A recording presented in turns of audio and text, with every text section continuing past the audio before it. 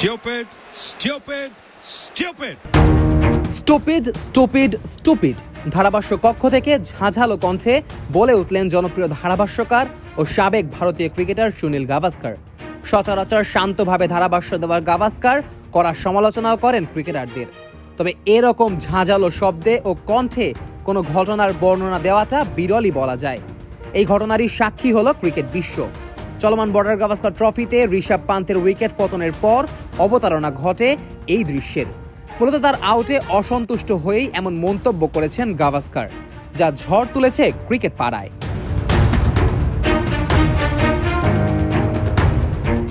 ম্যাচে তখন ভারতের অনেকটাই নড়বড়ে অবস্থা। 159 রানে 5 ব্যাটার ফিরে গেছেন সাজঘরে। সেখান থেকেই ভারতকে টেনে তোলার কাজটা করছিলেন উইকেটরক্ষক ব্যাটার ঋষভ পান্ত ও অলরাউন্ডার রবীন্দ্র জাদেজা। ইনিংসের 56তম ওভারে বোলিংয়ে স্কট বোল্যান্ড।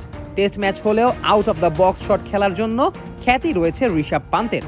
আপার কাট কিংবা রিভার্স সুইপও খেলে ফেলেন অনায়াসে। সেই চিন্তা থেকেই ডিপ থার্ড ম্যানে পান্টের জন্য নাথান লায়নকে দাঁড় করান অজি অধিনায়ক প্যাট কামিন্স। রাউন্ড দ্য উইকেটে এসে বোল্যান্ড বলটা ছুড়লেন অফ স্টাম্পের বাইরে ফুল লেন্থে। অফ স্টাম্পের বাইরের দিকে সরে এসে স্কুপ করার চেষ্টা করলেন পান্ত, তবে হয়ে গেল লিডিং এজ। আর এই বিশাল এজ থেকে ডিপ থার্ড ম্যানে দাঁড়ানো নাথান লায়ন বলকে তালুবন্দি করলেন। এরপরই ঋষভের উপর চটেছেন সুনীল গাভাস্কার।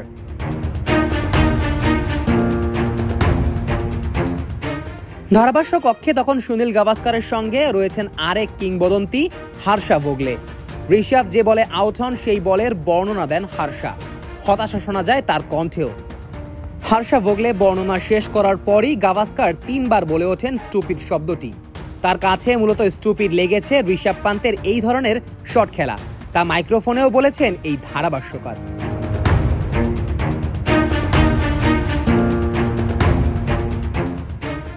সুনীল গাভাস্কারের কণ্ঠে আরও শোনা যায়, দুজন ফিল্ডার বাইরে রয়েছেন, সেই দুজনের একজনের হাতেই আপনি উইকেট দিয়েছেন।